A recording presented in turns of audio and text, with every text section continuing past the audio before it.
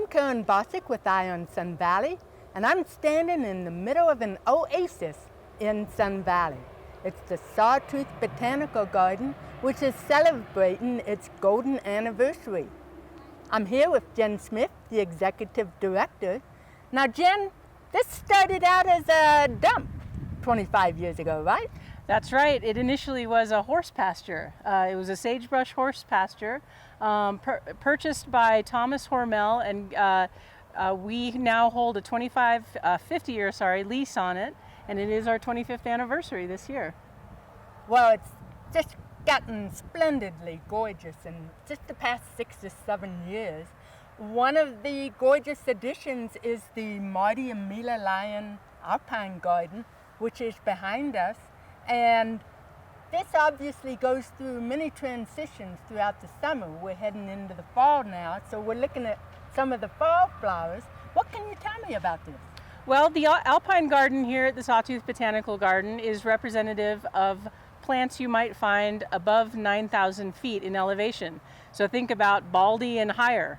And so these plants are all pretty low growing to the ground. They live in very harsh environments with very little water. So they're tough plants. So how do you get them to grow at, 5,800 feet here? A lot of care. And again, it's just representation, so you might not find these exact plants, but plants that are similar. Uh-huh. Yeah.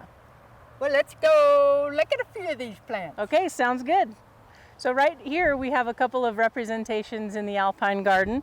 We have creeping thyme that's right here at my feet. And right here we have daylilies. And over here we have the little white ones are baby's breath.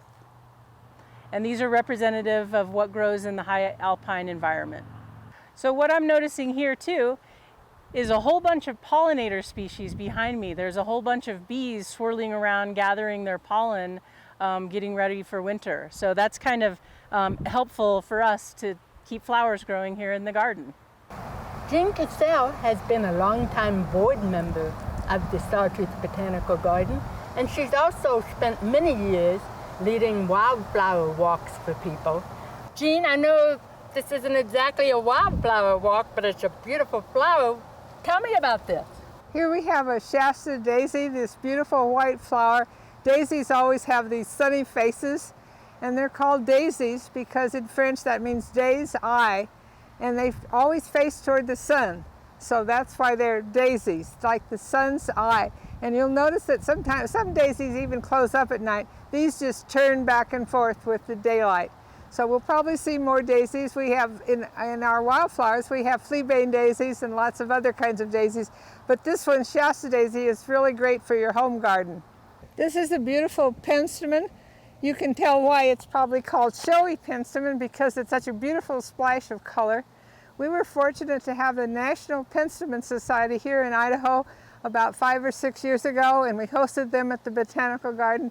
There's about 40 different kinds of penstemon found in the state of Idaho, and they were very excited because they found one up near McCall, which is now named Payette penstemon. It's a lighter blue than this. We don't have any right here, but it's definitely a penstemon. Penstemon are also called beard's tongue because they open up, and when the pollinators come, they land on the lower lip and it opens up. Hummingbirds love them, and bees and all of those kind of pollinators. And we also have a pink penstemon up here, which is kind of rare, a very beautiful one.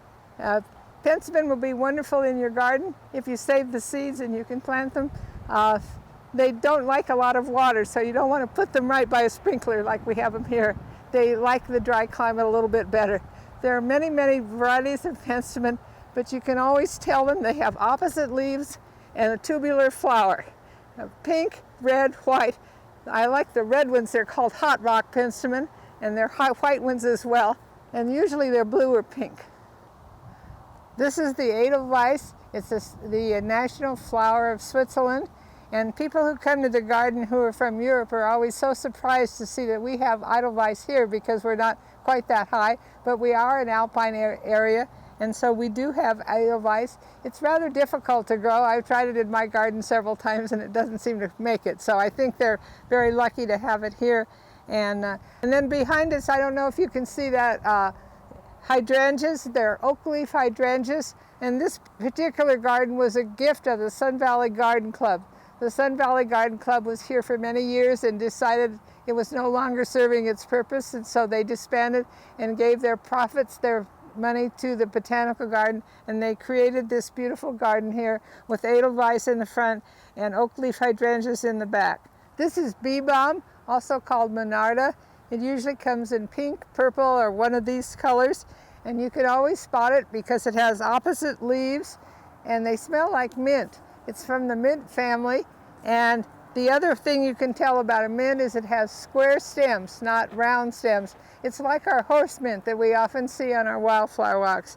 So this is monarda. This is a good garden flower as well, not only in the alpine gardens, but anywhere here in Sun Valley. This was just a snippet of the many things you can see at the Sawtooth Botanical Garden. You can come here, see the beautiful flowers, dip your toes in the creek, maybe even paint like this guy is doing back here.